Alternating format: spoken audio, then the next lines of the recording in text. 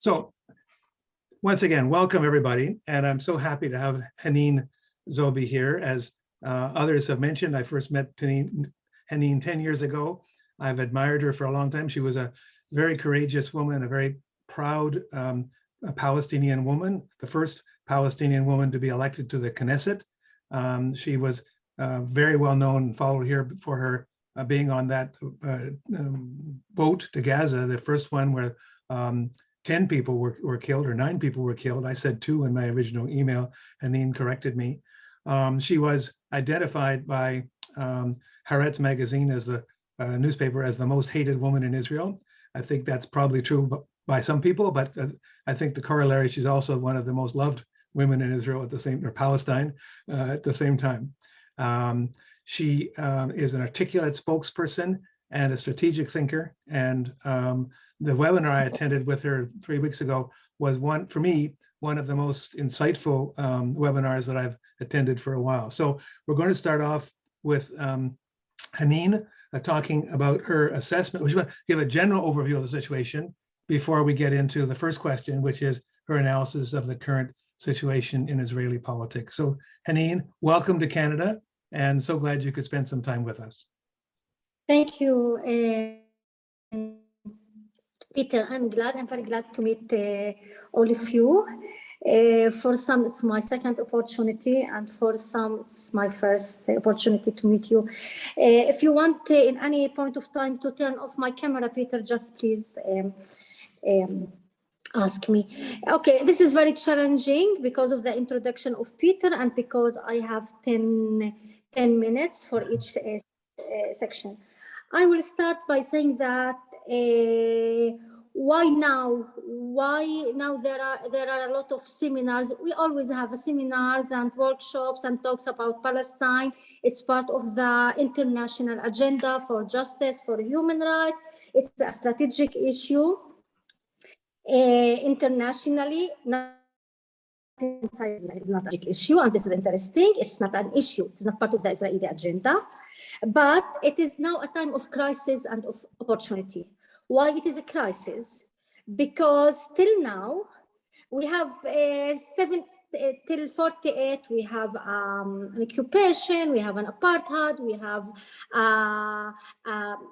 policies of colonialism, land confiscation in 48. So forget now about house demolition, not recognizing me as a Palestinian. I entered the Knesset. I supposed to be an indication of the strength of the Israeli democracy. I turned to be persecuted. The threat to not just to expel me from the Knesset, and there is a special law which was passed in 2015, expulsion of MK. It also known as Arabi law. Also, they have threatened me to withdraw my citizenship. It is not a crisis because of that. We are 70 years of struggle and of oppression. It's a crisis because it seems that the old paradigm, the old way of understanding the issue of Palestine is not efficient anymore. And it seems it is not just inefficient. It seems that Israel has succeeded really to delete the Palestinian issue as part of the Israeli burden, as part of the Israeli agenda. It is not on the agenda of Israel. The Israeli, if you ask now, and I can say since 2010, 2011, according to statistics, what is the most important struggle or crisis within the Israeli society? Before 2010 or 2011, the answer would be the Israeli-Palestinian crisis, the Palestinian issue. During the last 10 years, it stopped to be an issue. The most important crisis or clash within the internal clash within the Israeli society is between Haredim between the religious and the seculars. So we are in a crisis because Israel is thinking now that the value of peace, the issue of peace is not relevant anymore. It doesn't need a solution for the Palestinians. It is not that we disagree. It is not a question of disagreement between us about the solution. We disagree on the problem, not on the solution. In Israel, there is no problem. We don't pay the price. We don't pay any, it doesn't cost us, the Israelis say, it doesn't cost us, not economic cost, not a diplomatic cost, not a political cost. We succeed in expanding and annexing more and more, Judaizing Jerusalem, more confiscation of land within 48. So it is not an issue. And the proof the self-confidence of Israel reached the point of passing this law of Israel as a nation state of the Jewish people. And this tells everything. This is not of the Palestinian cause. Israel is the state. It is a nation state for the Jewish people. This means there is no place for other sovereign people as a political self-determination. There is no place for any kind of collective rights. This is not the Palestinian state, nor home, nor history. We are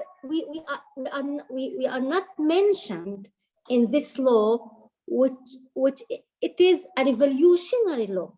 It is a revolutionary law. Even if Israel was acting as the only right on the land is for the Jewish and for the Israelis, but it was a de facto and not de jure. Now it is now part of the identity, not just the solution. Before the Israel as a nation, as a state for the nation, for the state for a Jewish nation, Israel emphasized the definition of a Jewish and democratic state. And all the time it plays between the contradiction of I am a Jewish, but at the same time, I am a democratic. And this is how I entered the Knesset, trying to maneuver between these two contradictions. And this is how politics was possible before 10 and 5 and 6 years ago. Politics, I could imagine politics within Israel, not just talking about democracy, no, talking about redefining the state, talking about decolonizing the state, to make it very simple definition, a state for all the citizens. For me, this lexicon, this discourse was possible in 2010 till 2017. It was relevant to say we need a state for all the citizens. Of course, this means the end of Zionism. It is a revolutionary politics. It is not a reform. I didn't enter the Knesset in order to ask for more rights, because I couldn't ask for more rights. Within the definition of a Jewish state, I cannot struggle for more rights because the DNA of the state, by definition, it is not my state. I am not a citizen. Not just I'm lacking a recognition of myself as a Palestinian. There is no civic identity in Israel. There is no way to develop a civic identity. There is no Israeli people. There is a Jewish people. There is no Israeli identity. There is a Jewish identity. So Israel is misleading the word Israel. A Jewish, by definition, in order to be part of the nation, it's a Jewish nation. It's not just the Jewish nation. It is not just a state for the people within, for the citizens of Israel. It's for any Jews all in the world. But at least it was a game. It was that we were يعني من مثل acting as okay. Israel says it is a democracy. Democracy means a state for all of citizens. Democracy means equality. Democracy means also group rights, also national rights for the Palestinians. The minute Israel 2018-17 has reached a point that she doesn't need this game. She doesn't need to act as if it is a democracy. And according to the statistics, and I will not look for it, more than 73 of the Israelis believe that there is no contradiction between democracy and privileges for the Jews. Haneen, in Israel, yes. What do you think has caused this change? Why has it changed? Okay. First of all, it is not a change. First of all, Israel from the beginning, we must differentiate between a shift and the identity of the state. You call it in French, raison d'être. Yeah, justification of the state. This is a justification. When Israel, the establishment of the state, it was so obvious that there was no possibility for a Jewish state without expelling 85% of the Palestinians. It's a replacement. You came in order to replace me. You didn't came to coexist with me. You know that there is no way for Jewish majority, which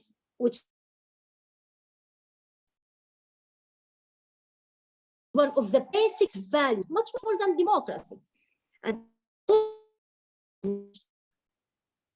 Haneen, I'm going to interrupt for a second here. The link is not very good.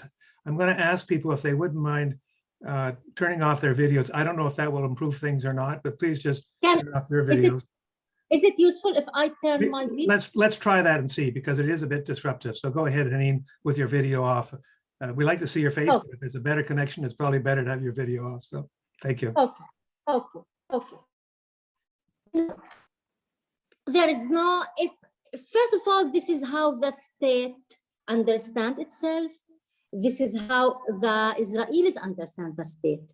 According also to the statistics, I think of the INSS, Israeli National Security Institution, more than 67% believe that Zionism didn't finish its job after the establishment of the state. It is not that you establish the state, and from the minute you have a Jewish state, we can act as a normal state. There is no need to privileges, there is no need to expelling more Palestinians, no need to confiscate more. There is a secure home, a secure place for the Palestinians. But no, the Israelis doesn't understand the state as a project which has an end. Zionism has no end. You must all the time make a maintenance for them. So this stable, this is part of the identity of the state. I cannot understand Zionism without replacing me as a Palestinian. I cannot understand how the majority without no one can understand. It is not just a matter of me, Haneen, understanding. It is the matter of reading Ben-Gurion. It is the matter of reading Jabotinsky. It is the matter of reading those who have established the state, the fathers of Zionism. But having saying so, we must also say that there is a shift. And the reasons of the shift, there are two main reasons. Political turning points, Camp David 1998, and the failure of Camp David with Arafat, and the say of Barak that there is no Palestinian partner anymore. The left wing, who has known as left wing before the second intifada, has shifted and their agenda, the main agenda of the left in Israel, the Zionist left, was to make peace with the Palestinians. The minute before the Intifada, Camp David II, 1998, who said there is no Palestinian partner, so you are saying me as a left, I have no agenda. There is no a function, a political role for the left, Zionist left. And the minute you say there is no way or possibility for peace, there is no Palestinian partner, then you are saying that there is actually no difference between left Zionist and right Zionist, because the only difference, the only element which was differentiating between the two are to make peace with the Palestinians. So a political shift, but the second is an internal social changes within the Israeli society, the expansion of the settlers, changing of the elites. Till 2003, the percentage of right-wing and settlers within the army was 3% within the high ranks of the Israeli army. It was an Ashkenazi army. It was a more secular army. 2013, percentage of settlers and right-wing within the army, 31%, 10 times more. Lieberman, the transferist, was on the margins of the Israeli politics in 2006. When he entered, they were ashamed. There was a sense that they are not so convenient in the Knesset to have Lieberman transferred to the Arabs. 10 years after that, Lieberman was the minister, the foreign minister, and then the minister of foreign affairs, and I forgot of what. So this shift, and I will give you some statistics about the right, also the shift between the right and the left Zionist within the society. 2006 till 2012, 50% identify themselves as center, as in in the center of the political map, 50%, and 35% identify themselves as a right wing. 2017, 2019, 50% identify themselves as right wing, and 35% identify themselves as a center wing. What else? The importance of democracy. In 1988, 20% say that democracy is important. 1988, much more, 57% Jewish values and 82% to have a Jewish majority. We can see that these values of having Jewish majority and Jewish values, I don't understand what, they didn't define what Jewish values are, but to tell us that the Jewish aspect is much more important than a democratic aspect. Haneen, excuse me. Yes. I know it was cruel and unusual punishment for me to ask that you restrict your first session to 10 minutes, but I think we must be getting close to that, and I'd like the others to have a chance to make some comments, if that's okay. Could you? Okay. Did you want to make a final? I cut you in mid-sentence there, but I want to allow others to raise issues or make comments if they feel so inclined. Okay, no, I will close this by saying, because I thought that we entered the second one. Okay, so statistics should be within the second section, but even though my party, the National Democratic Assembly, say, okay, we will use this claim of Israel as a democracy, and this is in 1995, my party was established. I'm talking between 1995 and 2015, we believe that we can make some political relevancy by saying that we are struggling for a state for all of its citizens. To take our citizenship seriously, we should be revolutionary, and this is revolution. To say equality in Israel is a revolution, and this is my last sentence. 2018, Diskin, the head of the Israeli intelligence has defined this call for a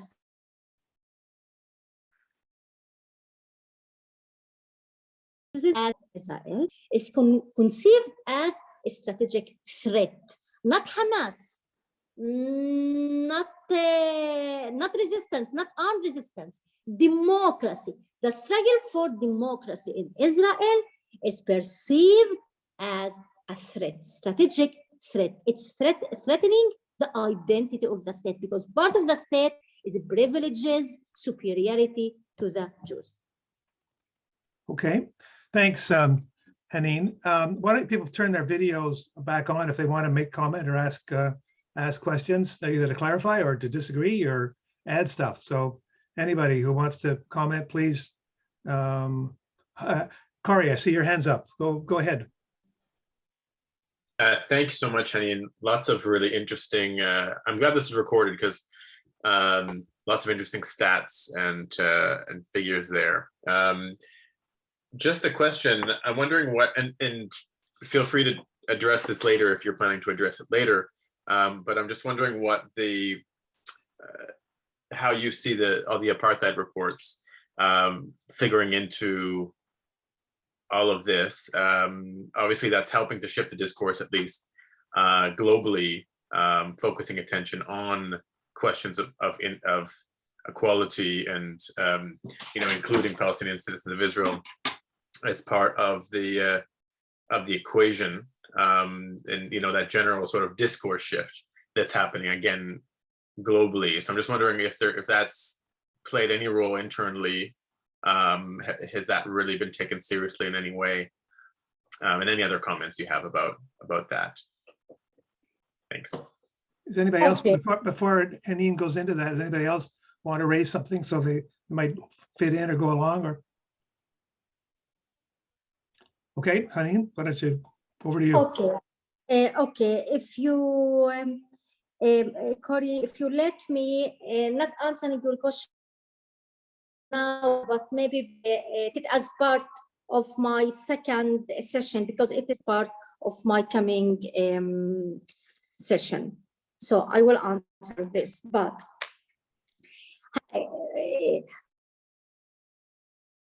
I am saying that because we treated Israel as a normal state, which is occupying the Palestinians in 1967, because we didn't understand the real paradigm of superiority, a colonialist policy, a state which understands it's a colonialist state. This is and they understand, they treat the citizens, the Palestinian citizens, as a burden, as an obstacle of a Jewish state. Israel doesn't need more land for the Jewish within 48. It has confiscated 93%, but till now they are persecuting the Palestinians in the Negev in order to confiscate the last 1.5% of their land, because this is a statement. It is not the need of the land. A statement, you don't own anything, because your relation and the fact that you still have your own private land, and that the indigenous, you are the native. So the concealing, to conceal our existence, not because we are a threat, not because we are, even if you are so silent, it's just your existing. And this is so important. During the 70s and the 80s, 87% voted for Zionist parties.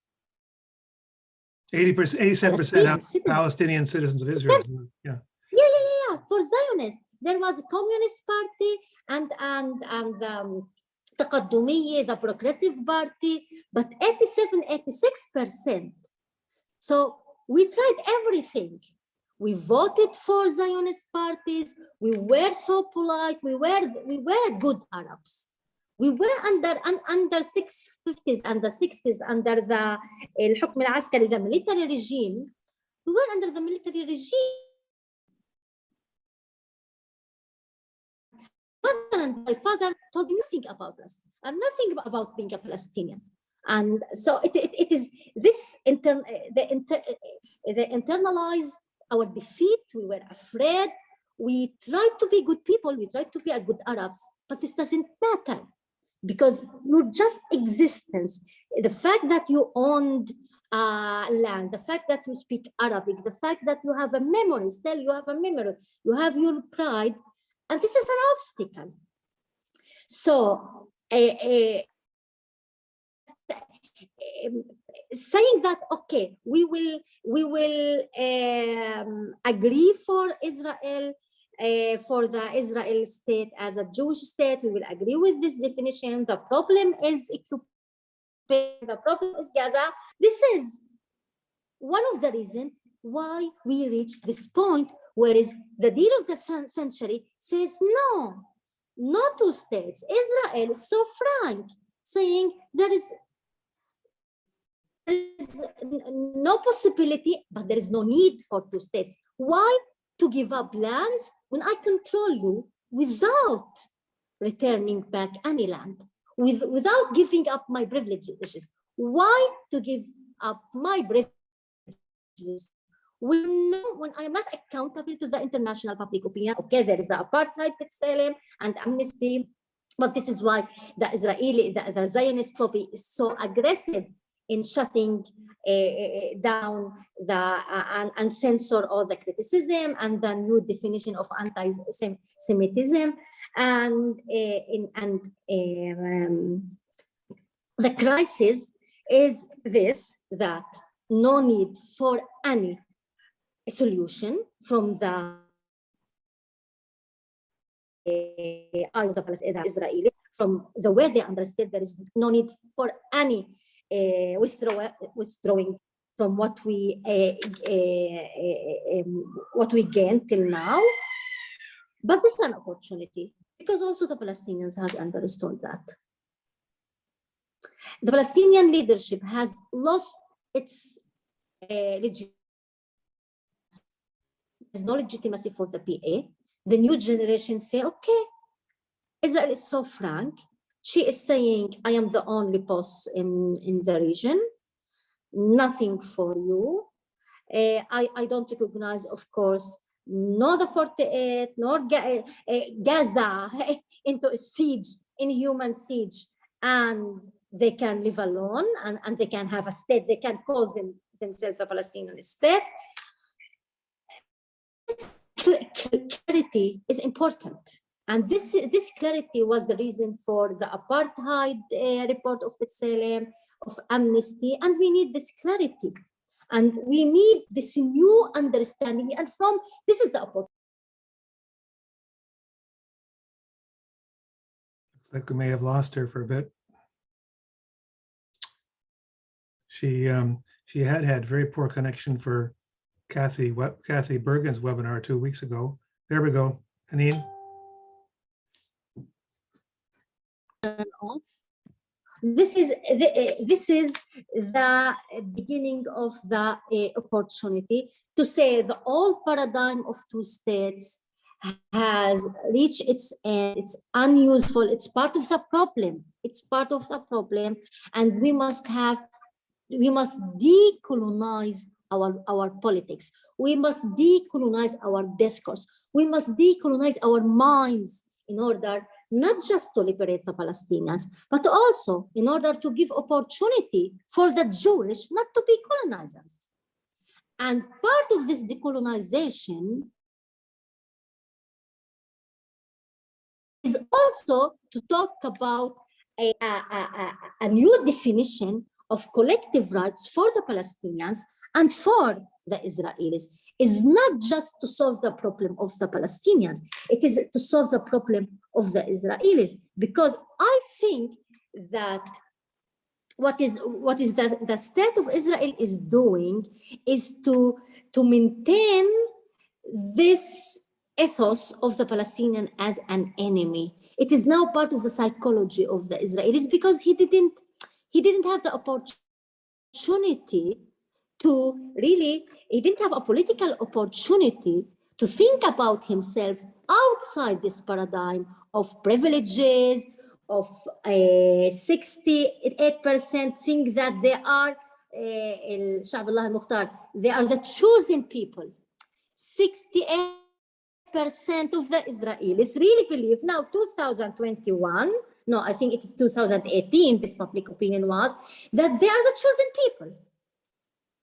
So I think that a new politics, we need a new discourse, and we need this new understanding to say, okay, decolonizing, it's a problem of colonization, and the solution must be a decolonization, and it must be an equal rights, also collective rights, also individual rights for these two groups.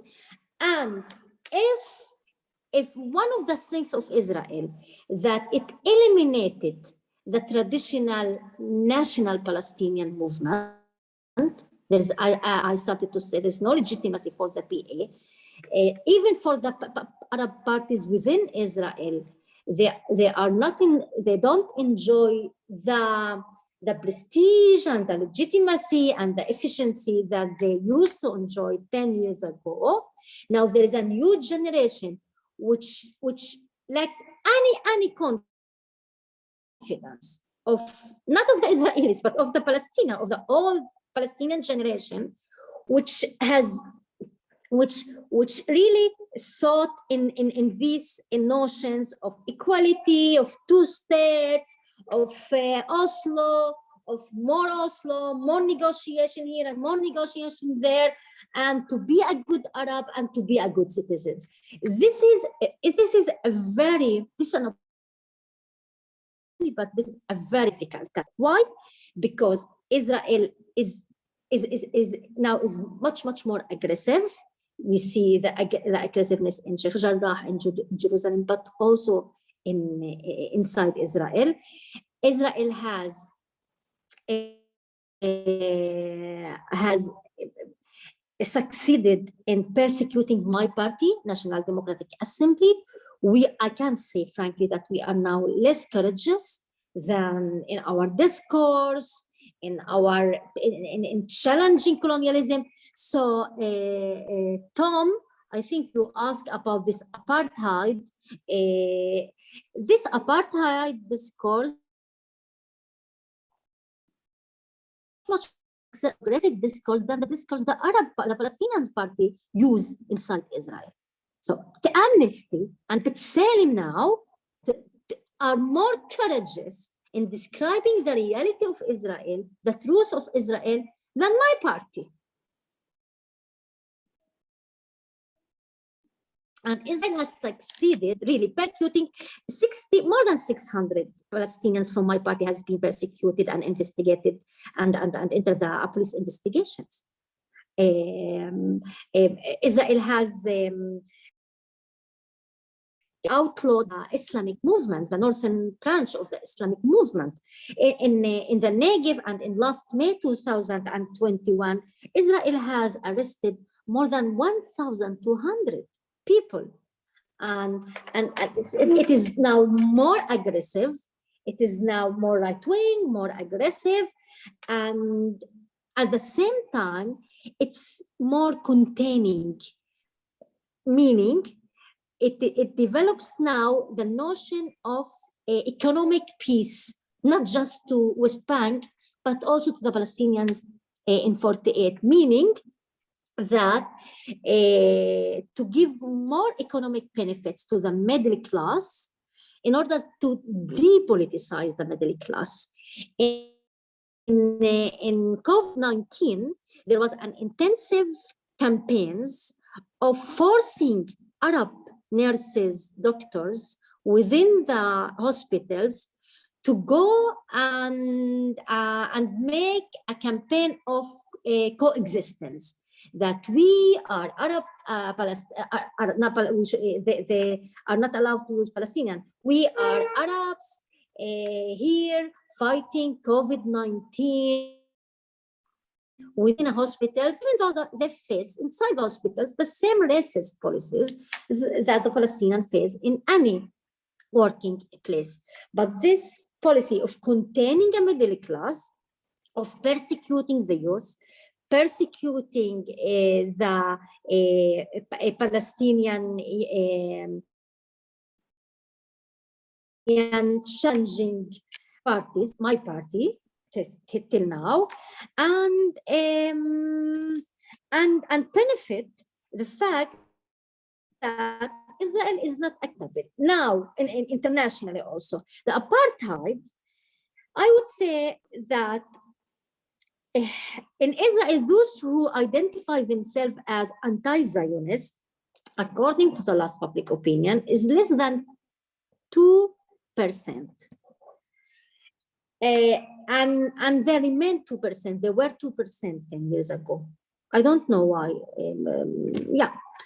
Haneen, that yes. 2% of whom? Of the Israeli society. And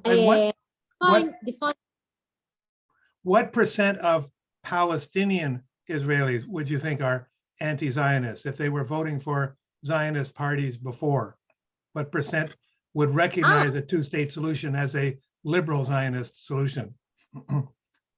No, we voted till the 80s, but the United list has got 95% from the Palestinian votings. 95%. And if you ask the Palestinians, if you give the Palestinians the opportunity for a state for all the citizens, you will have 99% to agree with you.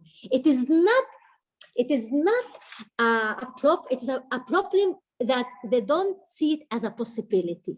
This is the problem. Not that they are ideologically against a state. So of course, they are Palestinians and they are not Zionists. And of course, the minute you give them a confidence, a minute you give them a hope, a minute you give them a possibility of a one state, of equal state, of equality, of course you will have 100% with you. It is not a choice. It's not a matter of choice. Going and voting for a Zionist party, it is not a matter of ideology. It's a matter of fear. It's a matter of lack of any other political opportunities. It is a matter of internalize your defeat. This is a matter that this is the only scenario. There is no hope. There is no right political leadership. But I think which help the fact that help the Palestinians, that even you thought that you can give up your rights, you can just talk about little more rights here and there within Israel, not a full state in the West Bank. Even if you agree, Israel will not agree. And this is good. Please, anybody raise your hand if you want to speak or make questions. Feel free to interrupt. Go ahead, Haneen. Yeah. So what I think now that we have we are going transformation. We say we now, the new generation, mostly the new generation, is now leading a new discourse of liberty, decolonization, and one state, even though we don't think about the solution. It is not what's important now, the solution of one state or two states. What's important now is the decolonization, deconstructing of colonialism, deconstructing of Zionism as a privilege and superiority and an ideology of privileges. Yes. But we are not so clear about what is really the definition of this decolonization. What are the elements of the solution? Why? Because it is a process. We know that we are not talking about a victory within the coming 10 years. It's a process.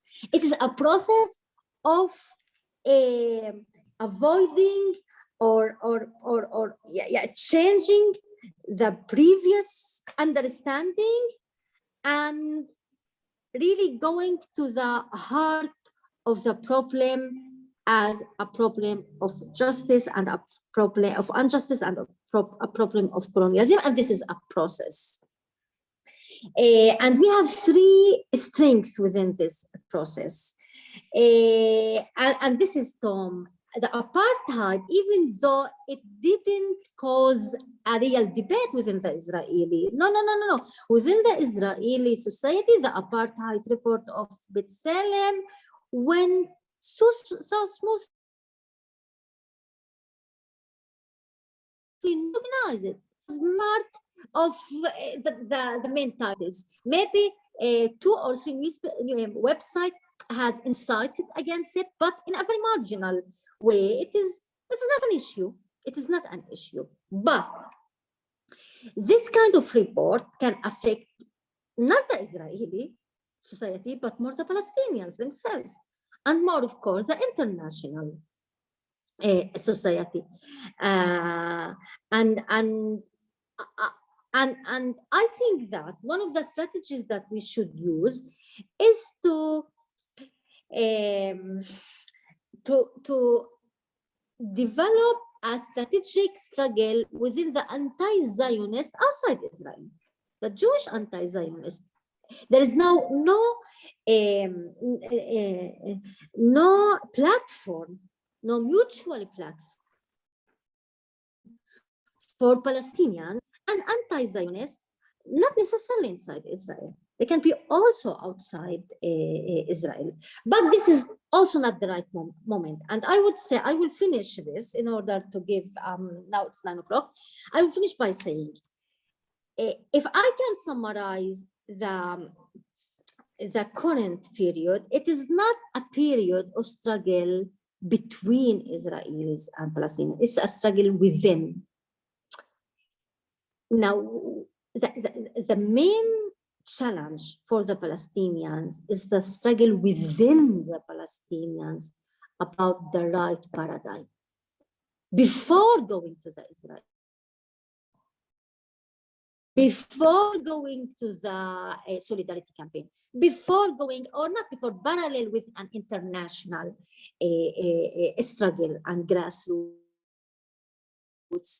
and political activity. But the main debate is not the debate between Palestinians and Israelis. It is the debate within the Palestinians. There is no debate within the Israelis. I don't accept the change will not come from there will be no internal Israeli real change. The Palestinians must impose the solution upon the Israelis. How? To make their struggle painful, to resist. Popular resistance, like the first Intifada, like the marches and the demonstration in last May, to reconsider their struggle and to reconsider their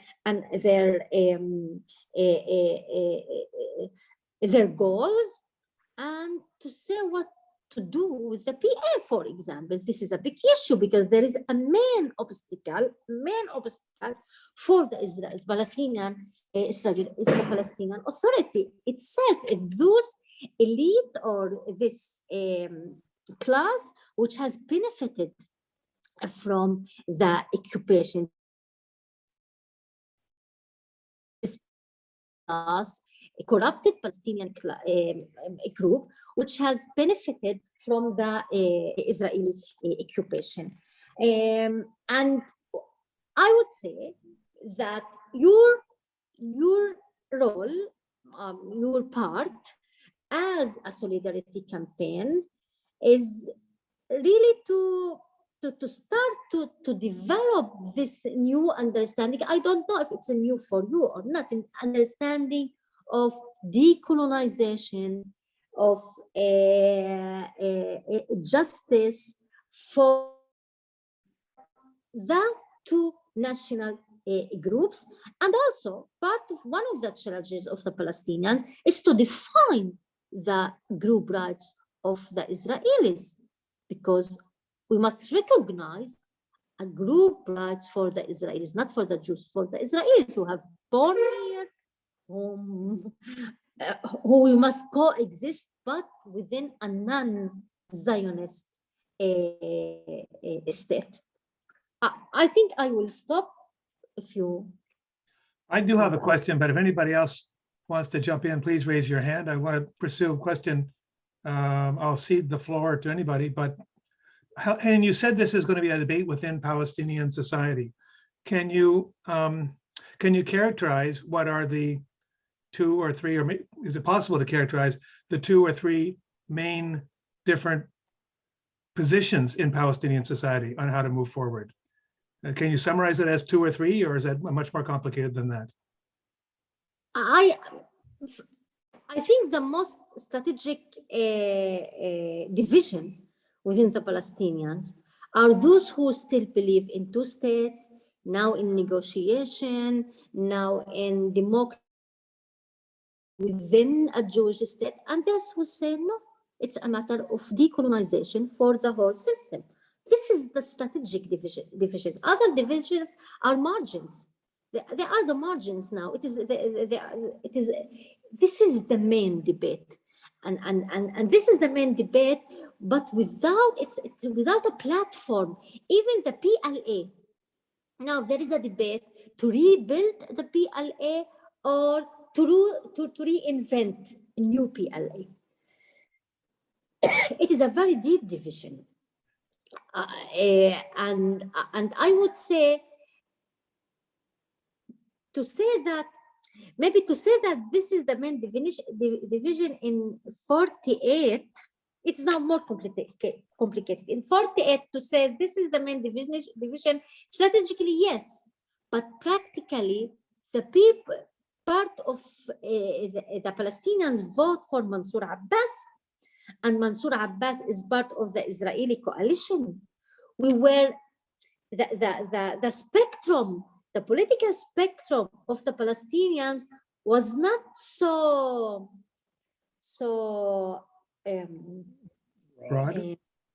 broad. Being part of the Palestinians, but being part of the Israeli coalition, and others speak about decolonization. This is a schizophrenic state. And without platform of national debate, without platform, unified platform to discuss it, to try to define the goal, try to think together, to rethink together and reconsider together. And you say also a split of generation. You say it's a mind about something that some analysis that I wrote regarding the first intifada, new generation which came with the first intifada, and she took the power. I would say that the deep inconfidence of the new generation, and this is good for me. Okay, this is good, but and they don't care. They say, okay, we lack an organization, we lack a leadership, we lack the tradition, order, tradition, political hierarchy. But we don't care. We are struggling as grassroots. We are building solidarity with international solidarity campaign. Now the Palestinian agenda is part of international agenda. We are remaking it part of international agenda after losing its strategic importance. That Palestinian, before the deal of the century, it lost its strategic importance internationally, and this is what they say, that it is a process. And I understand also as a process. Even we lack a clear leadership, and yeah. Okay, Haneen, it's now 2:05. I'm going to suggest that we take a 3-minute break, health break, if anybody wants to get a drink of water or go to the washroom, and we'll just come back in 3 minutes. Is that okay? Okay, pretty much. So it's now 2:05, so 2:08 you'll come back on here. 2:08 our time. Okay.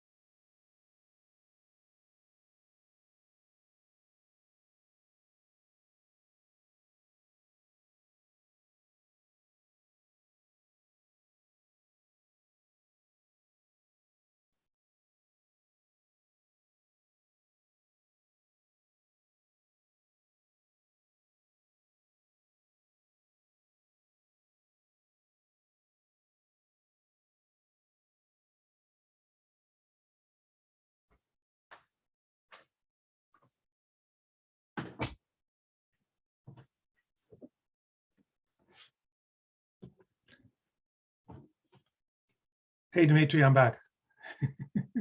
I count on you to ask Just some you and questions. me? I'm having trouble fixing the agenda because it's sort of she's interesting, but she goes on, and I never quite know how to interrupt Yeah. or let people ask questions.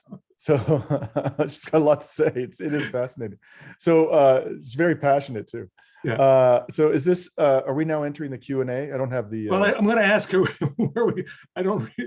I'm looking at my agenda here. I'm about to ask her where we are in, but definitely, I think I'd like to encourage Q&A and even dissent or like not just asking a question for the truth, but one So thing I found.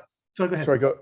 No, I do have a question for her, which may lead to others, but Okay. I'll wait.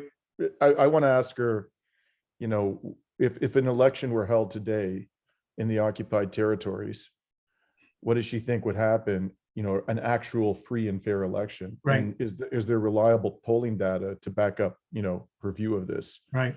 Okay. And that may lead to other questions. Sure. And actually that is sort of linked to the question I was thinking of asking her. She talked about this major split in Palestinian society, which most Canadians would assume means Fatah versus Hamas. That would be the way we would imagine the major split to be, but that's not how she described it at all, which is interesting. Yeah.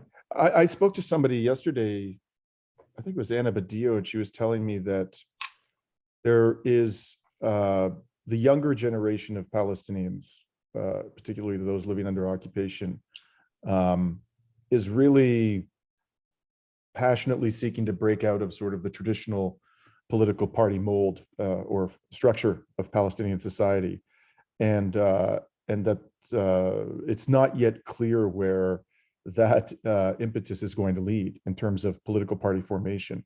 And actually, Haneen said as much in that Kathy Bergen webinar. Says she goes to demonstrations where there are young, determined kids, but they're not interested in political parties or leadership or even her. She's, for them, she's just part of the establishment. Yeah, that's sort of interesting. Yeah, and it's really fascinating to hear her thoughts on where that might lead.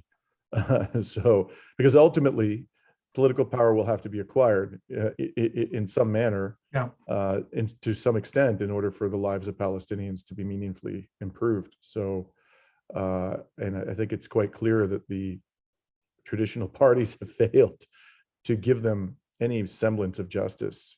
So, right. Anyways, yeah. So I'm happy to ask that question. If you want to just cue me when you'd like me to ask. I'm just going to start off by asking her where we are in the agenda because I've lost track of it. Okay. Haig, I see you've raised your hand. Did you want to say welcome, Haig? You joined us. Did you have something you wanted to say? You got to unmute, Haig. Haig, you've got to unmute. There we go. Thank you, Peter. As you realize, unfortunately, I was late and I'm hesitant to ask them questions in case these could have been answered in the first half hour, but I've been listening for 40 minutes now. And I don't know, I am less encouraged than I was before, simply because it took over 50 years for the Palestinians to reach the present situation. And she's putting it in a very different paradigm, saying, you know, the main struggle is within Palestinians. With the help of the pro-Israeli groups within Israel and outside of Israel, I think her approach may give much more than 50 years to achieve a result subsequently. And that is very worrisome. That is very worrisome, because in the meantime, things will not stay static. Okay, thank you. Because before I ask you to answer that, or Dimitri had a question. Haneen, where are we in the agenda? I've kind of lost track of where we are in the agenda. You've had a lot to say and a lot of interesting stuff to say, but the Q&A period hasn't, things haven't been demarcated nearly as clearly as I had imagined in my head when I prepared this. So what topic are we working on now, Haneen? I think, I don't know. What would you propose then? I think the most efficient way to develop the conversation is to ask questions. Okay. And to articulate things that I didn't cover by answering the questions. Okay. So Haig just asked a question about how long you think this is going to take. He thinks this how long is it going to take? Or what do you guess? What kind of time frames are you thinking of? Okay. People who are suffering, I think they first of all think about the direction and not about timetable. First of all, to struggle and to struggle for your freedom is not just an ethical matter. It is sometimes the only possibility you have, because if you don't struggle, Israel will kick you out of your home in Sheikh Jarrah. You will lose everything. We are not in a privileged position to choose between a 90% efficiency or 70% efficiency. I think this is not our situation. I think not after the deal of the century, not after the violence of the settlers, not after this this kind of oppression and of violence and of yeah, I forgot my English. Yeah, we don't have the privilege, not in Jerusalem, not in the Negev, because Israel, it was not enough for Israel. The 50% was not enough for Israel. The 84 was not enough for Israel. Then settlement inside the West Bank were not enough. Then expanding settlements were not enough. Then illegal settlement for, as Israeli understand legality, are not enough. So nothing enough. And if you ask the Palestinians, they would say, we have tried to be more realistic. If you ask us to be more realistic, we have tried everything. We have tried to be very modest in our political ambitions. We say, okay, for Jewish state, but a little bit rights for the Palestinian side of Israel. Then we say, okay, Oslo, okay, not 22% of the historical Palestine, but at least a state in the West Bank, but it was not enough for Israel. So you cannot come to the victim and ask him now that if I understood your question, to be more realistic, and this will take you long. But it is not a question how long. We have lost everything during the 70 years. We will not lose more. We don't have anything to lose. If you ask people, they have lost their land, their life, their work, their home, their future, their sense of human being, their sense of humanity, of dignity, to be a normal people. And this is what we are struggling for. And it seems that it is either to make it in the right way, or you will keep losing, not time, everything. If you are talking about losing time, we are talking about losing our life and our normality and our dignity as a human being. And so time, when you, time is that maybe the last thing to think about, because life, people in Gaza will not care about time because they are dying. They are dying. Yani, what to say to the Palestinians in Gaza? This will take you, they tried everything. We tried violence. We tried demonstration. We tried March of Return. We tried parties in Israel. We tried voting for the Zionist parties. We tried everything. We are not the problem. The problem is the colonial state and anyone who care about justice must say, as Amnesty said, it is an apartheid, it is a colonialist state, and don't come with claims toward the Palestinians. So we just want our home and our land and a normal life. We don't want to occupy anyone else. So I think the matter is not time, because we have time. We have time. It is our choice is between our lives and to be in jail. And those who struggle on the ground, they will ask, what is the right way to struggle? And what is our aim? And what is the truth of our enemy? It is a colonial regime. It's a colonial state. And we want freedom. And the only way for freedom is decolonization. It's either, and this is my last sentence, it's either decolonization, and this is what Amnesty and what B'Tselem is a Zionist, but they are changing. But they were not Palestinian. They didn't vote for NDA. They consider Haneen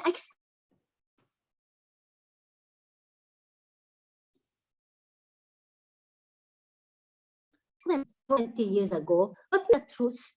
And either, if you want a meaningful politics, not time, meaningful politics, because doing unmeaningful politics within 5 years I will not benefit from this. I want a meaningful politics within another 50 years. Okay. Can't tell if you've just frozen or you've finished there, Haneen. I have two people who want to ask questions. Haneen, are you still there? We've lost. Don't want to ask the question if she's not on the line. You're back? Yes. Terrific. Okay. So I will finish by saying that the only way of normal life, normality, not just justice, normality, to have a normal life is to have a normal equality. And a normal equality, with its simplest definition, is within a normal state. And a normal state cannot be a Jewish state, cannot be a Zionist state. That's pretty clear. Okay, thank you, Haneen. Dimitri and then Byron, you both had questions you wanted to ask. Thank you, Haneen, for your invaluable insights. I do have a number of questions, but the first one that pops into mind is, in your view, if a truly free and fair election were held today in the occupied territories, who would likely emerge as the party with the largest share of the votes? And is there reliable and recent polling data which shed some light on this subject?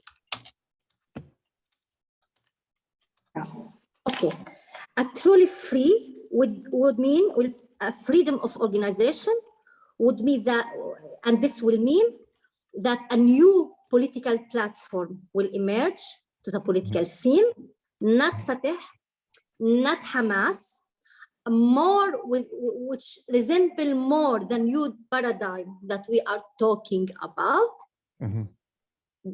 And majority of the people will not vote for Hamas, will not vote for Fatah, give them the opportunity to organize themselves with a total freedom, and you will recognize a totally different political scene. Don't block this scene, don't censorship the minds and wishes of the people, and they will come up with a totally different political thinking, political organizations. But you will not, you will not have this, and this is part of what is happening now within the Palestinians. It is between what they really want and not what Israel is preventing them, but also what the PA and even Hamas is preventing them. And what do you, could you shed some light on what you think? And I realize we're into the realm of speculation here, but as someone who's so deeply involved in the struggle, your opinion on this would be, I think, very illuminating. What do you think the political orientation of this new political organization would be? And just in the interest of full disclosure, I'm coming at this from an eco-socialism perspective. I'm an eco-socialist. And I'm wondering what the appetite for the Palestinian people, and particularly those living under occupation, would be for a truly left-wing movement, whether you call it socialist, eco-socialist, whether you don't use the word socialism at all. Is there, do you think, broad-based support for, what we would consider to be a truly left-wing agenda? Yeah, I think it's three very strong elements. Of course, national liberation, social justice, social and economic justice, and personal freedom. For those youth who are talking about liberation, they don't differentiate, or they more connect between national liberation and personal freedom. And this is so important.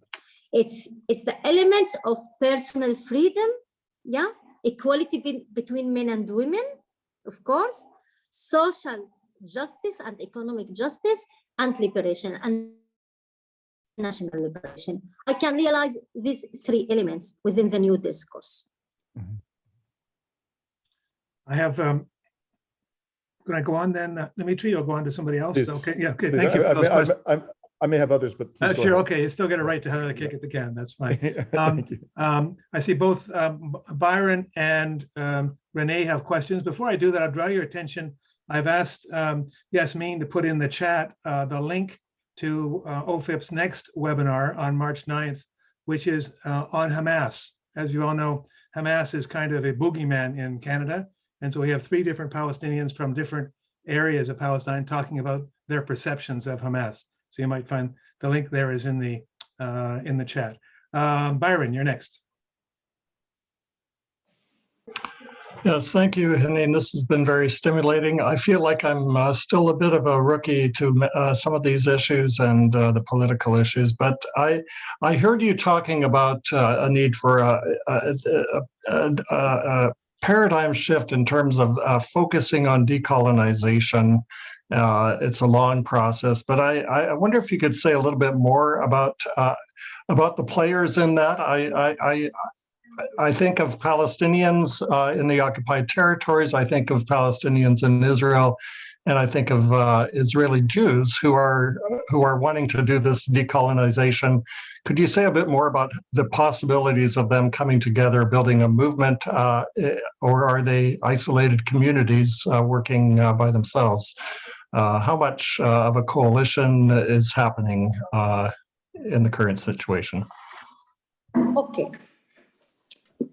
I can agree with you that in the current situation, it's a fragmented political activities. It's fragmented internationally, and it's even, as I said, fragmented within the Palestinian people.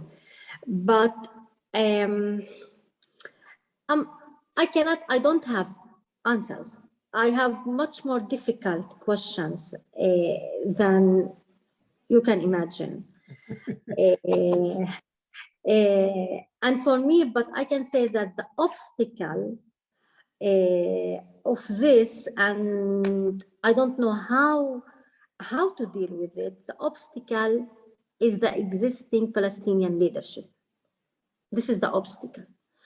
It's the clarity. It's the clarity of the vision and a legitimate leadership to represent this vision. The minute we have this, I don't identify international international harsh criticism, because it is a human rights discourse.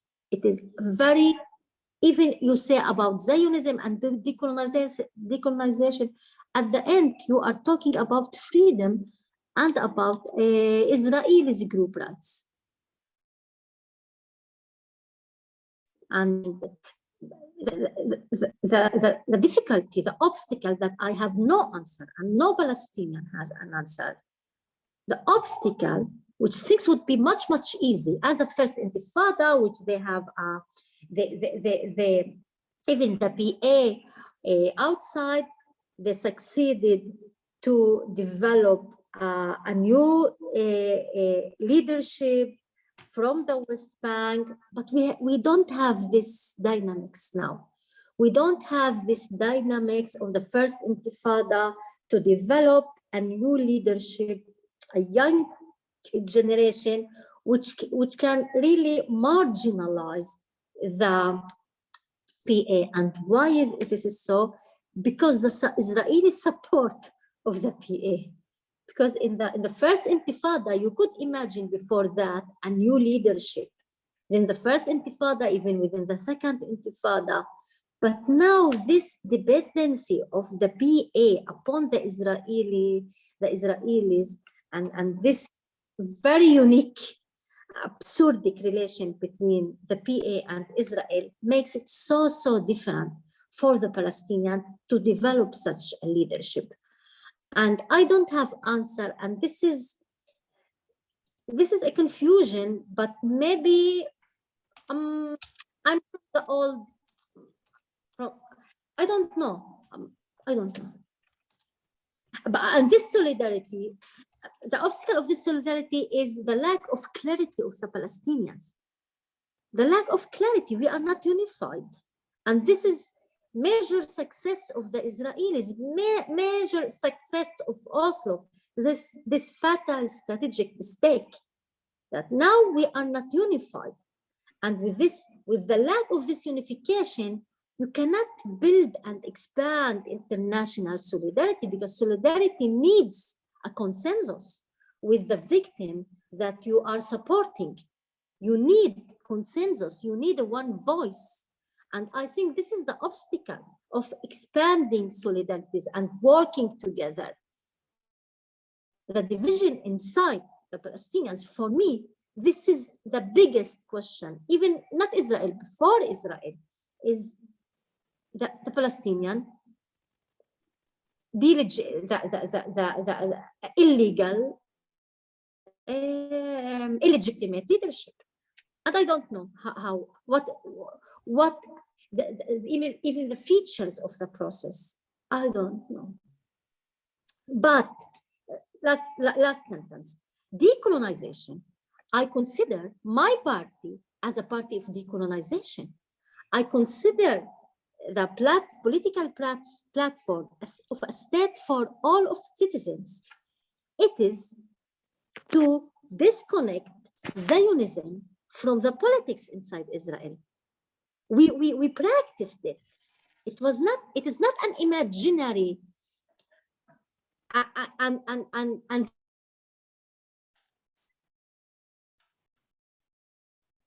this one is a strategic threat, because as citizens, you're supposed to be the weakest part of the Palestinians, citizens inside Israel. You don't have a lot of space to maneuver. But when we say a state of all the citizens, it was a very clever statement, because what is the meaning? Even if we are talking just about 48, what is the meaning of a state for all citizens? The meaning is anti-Zionist state. It's a decolonized state. It's to decolonize politics. So a state for, it is the initial part of the decolonization paradigms that I'm talking about. This is the version 48, how to implement decolonization as a citizen. And this is the answer to believe or to suggest to struggle for a state for the citizens. Not a Zionist state. It cannot be for all the citizens Zionist state. It cannot be a Jewish state. It must be a decolonized state. And this is what we did after Oslo. After we said 1995 also is a fatal mistake, a strategic mistake. And we oppose Oslo. We oppose Oslo. We disagree with Oslo. And our answer, as part of the Palestinian people, even without any national backup, national Palestinian backup, we say to decolonize this political entity, to have a state for all the citizens. Actually, this began 20 years ago, 27 years ago. Haneen, I'm going to jump in here. I'm sorry, there are three people who've been patiently waiting to ask you questions. So there's Renee, there's Paul, and there's, just a minute, I'll take a look. Oh, Hashmat. So Renee, over to you.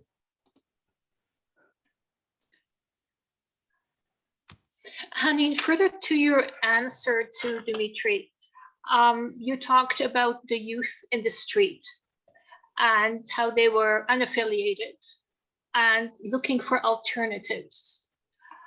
The Palestine National Initiative has 85% of its membership are youth. Do you see that playing a role? I don't know. I don't.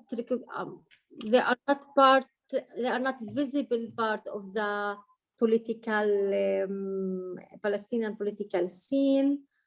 I don't know. They are not known as a very active, but I don't want to give you any false impression or false answer.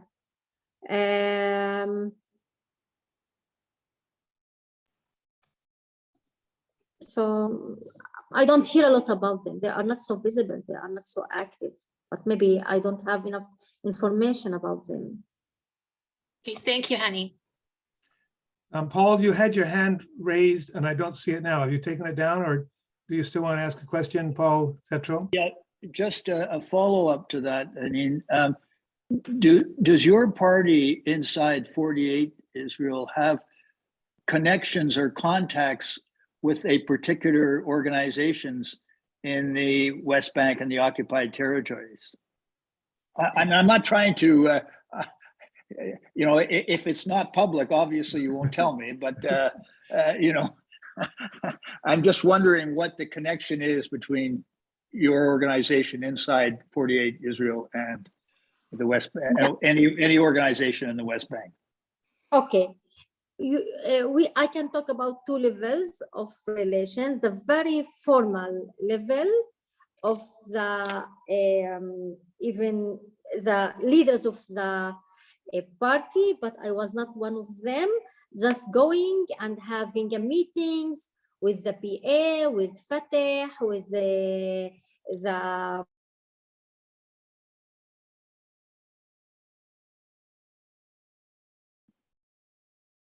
I'm interested to know what that third. Haneen, are you there? a popular. Yeah. Haneen, I'll have to ask you to repeat that because we lost you there. Your party had official links with the PA, with Fatah, and yeah, official meetings with the Popular Front, Democratic Front, with the parties there. After the deal of the century, there was also an official meeting with Abu Mazen, supporting him, of refusing and standing against the deal of the century. So this is a formal. The youth have more activities, more cooperations, demonstration in Sheikh Jarrah, demonstration also part of them who came to the Negev.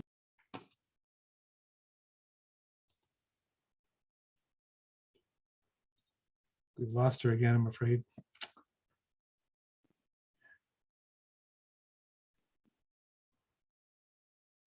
I don't understand why she has such poor connection in Israel. I think she's in Nazareth.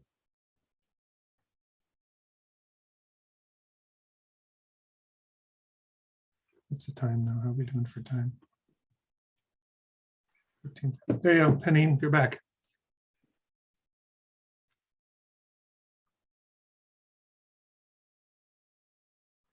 I think we can't hear you. Can't hear you, Haneen.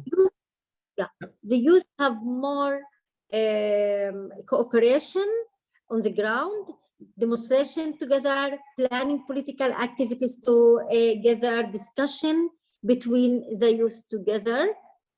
Now they are more connected.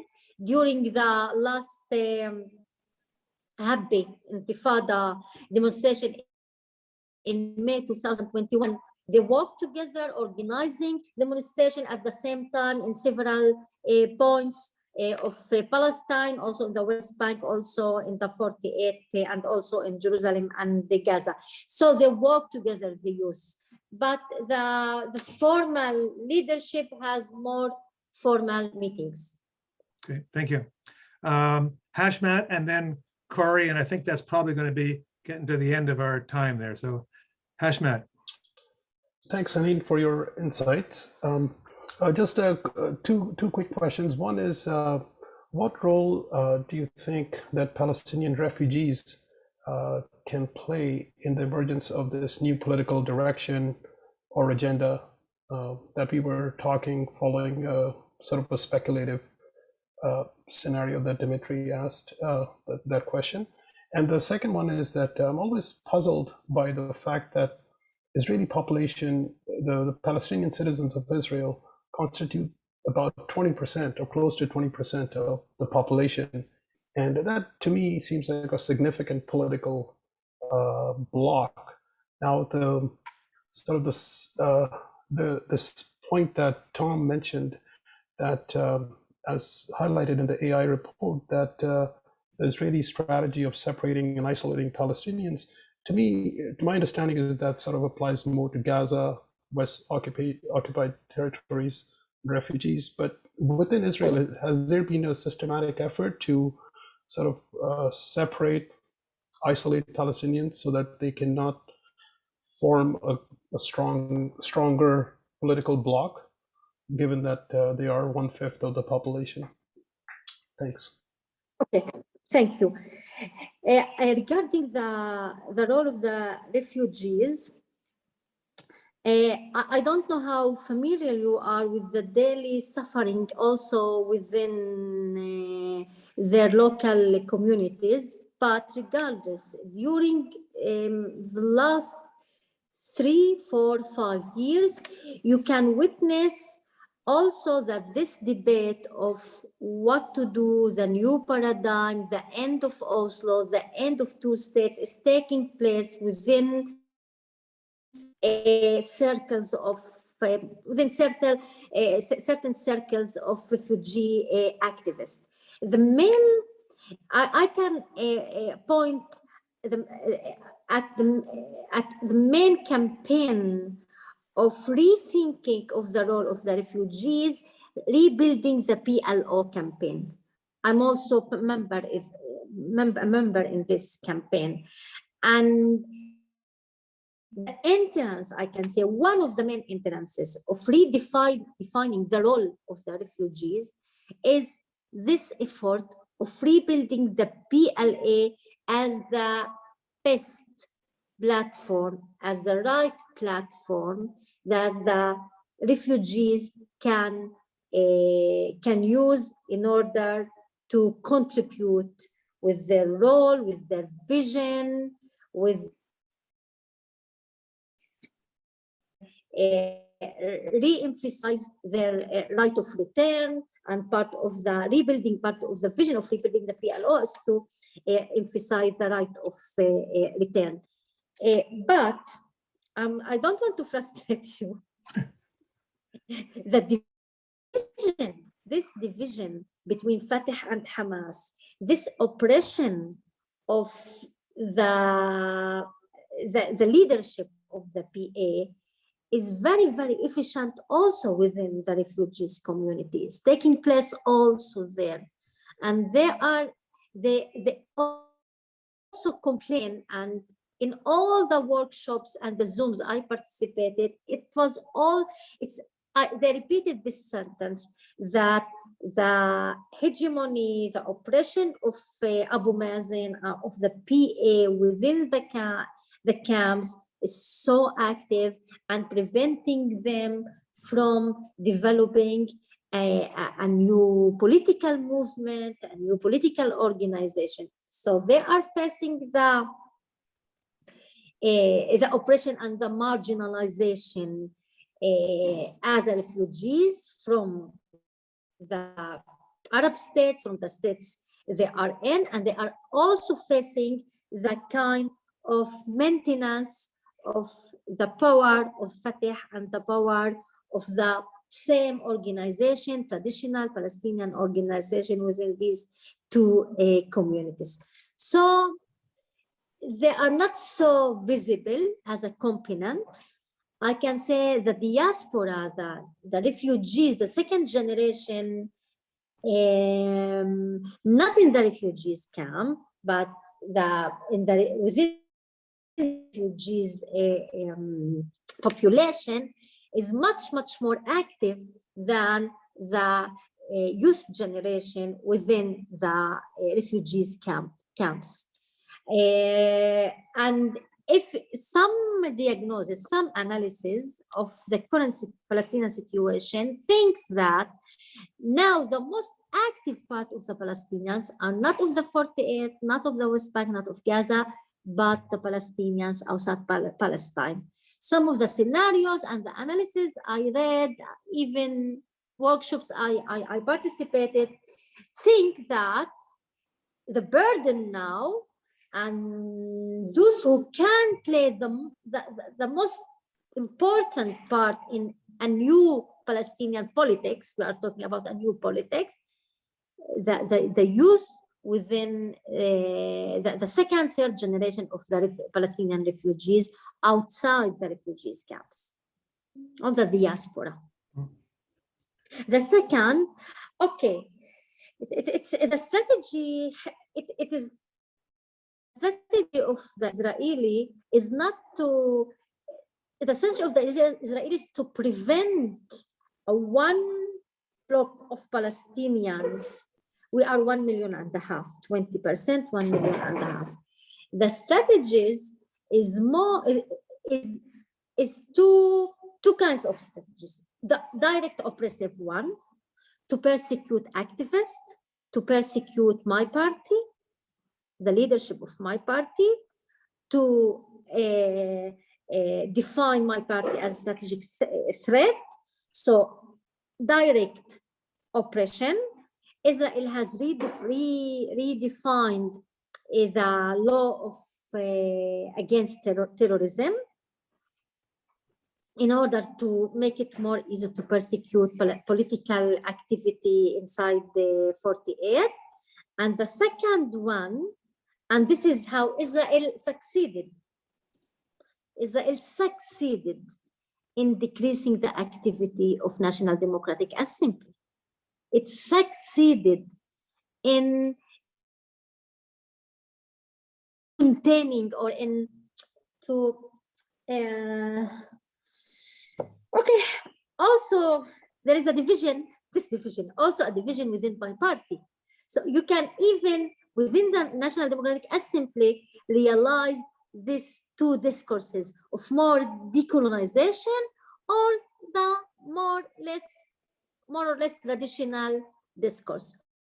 You can recognize these two discourses even inside the parties. Everywhere you can recognize these two nuances, but it is not just the strategy of direct oppression, persecution, censorship on the Facebook, calling investigation with the youth, but it's also to create a middle class, which depoliticized middle class, which is it is more connecting to economic benefits, to economic agenda and personal agenda. Give more temptation, economic temptation for a youth to enter the universities, but don't participate in demonstrations, because if you will participate in demonstration, we will persecute you, you will not succeed, you will not have a place to work. So to more this neoliberalism, this the strategy either of oppression or of neoliberalism, of individual success, individual economic benefit. And this is the two strategies that Israel has used always, but it's now more intense, more aggressive, and more containing economist, neoliberalism, individualist agenda. Haneen, I'm going to jump Thank in you. there. You probably could explain that a lot more. There's one more question from Corey Balsam. Corey, I desperately hope it's a question that requires a yes or no answer. But if not, I'll ask Haneen to give a short answer, so because we're already over time, though. So Corey, over to you. Okay, I'll try to be quick. First, a quick comment and then a question. Comment is that I think, given the amnesty report, which I think is important, especially in the global scene, there's been a lot of parading around of 48 Palestinians like Yusuf Haddad trying to oppose the apartheid framework. So just a word of encouragement to really, to you and to other Palestinians in 48 that have a critical perspective, to really try to get that message out and to let us know if we can help, if and how we can help in any way to really break through that Hasbara offensive. The question I have is with respect to, so you've talked a lot about decolonization, which I agree is a really important framework. One thing we've seen actually in response to the apartheid, the amnesty report from several Palestinians is them saying that it doesn't go far enough, that it's not enough to say it's apartheid. Apartheid is a liberal concept, within a human rights framework. Is, are these concepts complementary? Is it necessary for solidarity groups, et cetera, to use the more liberatory framework, opposing Zionism, decolonization, or does apartheid basically take us to the same place in the end? So not a yes or no question, sorry, but that's all. Thank you. Thank you for the question. I will try to make it short. I agree, analytically, I agree it is not enough. There is a difference between apartheid and colonization and decolonization. But still, it's an important, politically speaking, it is a very important step further. Analytically speaking, this is not the right framework, but it is on the direction. I am always think about direction. I don't care about the aim. This is resistance is a style of life. It is an ethics. It is your only way. So, okay, it will take time. We are a people which can suffer. We are suffering now. So this is one of our strengths.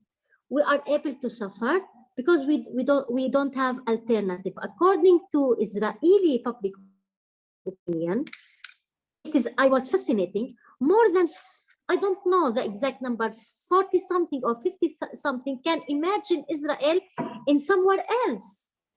They say, okay, we can think about a state in Europe.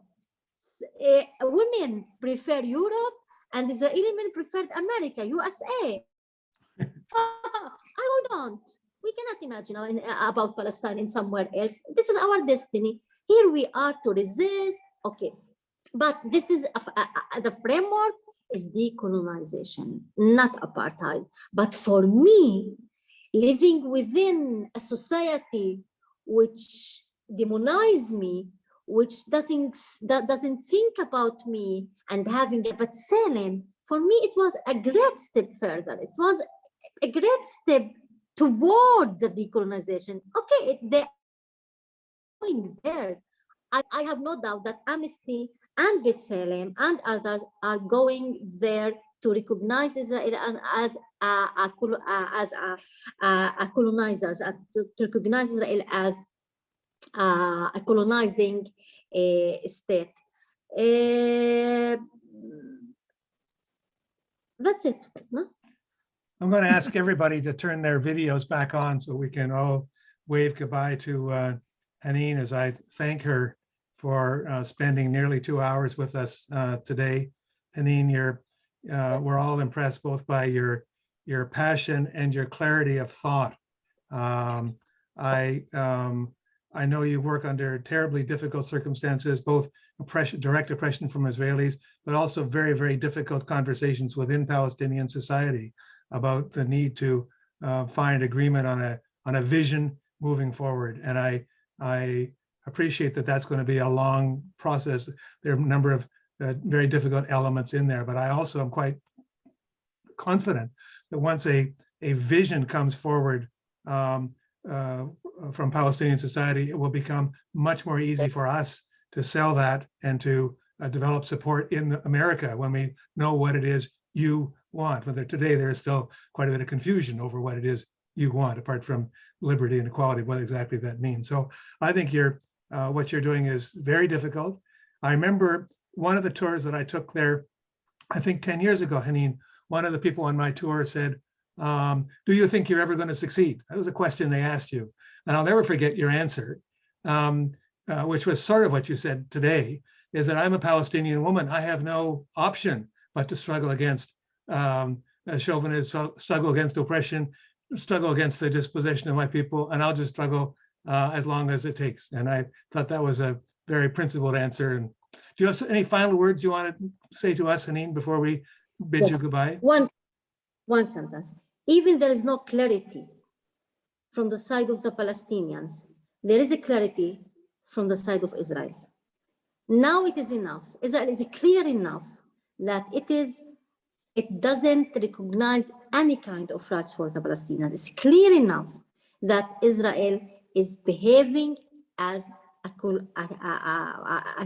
colonizer state. It's enough. And this clarity can give us enough framework, enough possibility in order to talk about the truth of Israel, regardless the final solution. I don't think we need now the clarity and the specificities of the final solution of the of the final political order, but the clarity of the colonialist reality, the clarity of the apartheid reality, even if there is no consensus within the Palestinian, it is not a justification for not formulating a very clear vision of the right of Palestinians for liberation. This is enough, and the right to resist.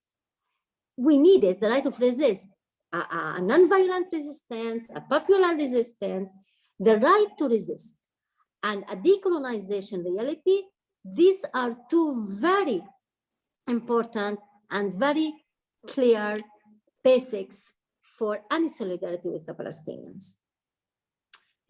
Again, Haneen, thank you on behalf of all of us. Thank you so much. And Thank you. We look forward to hearing you again. Thank you. Bye-bye. Thank you. Yeah, fantastic. Bye. Thanks.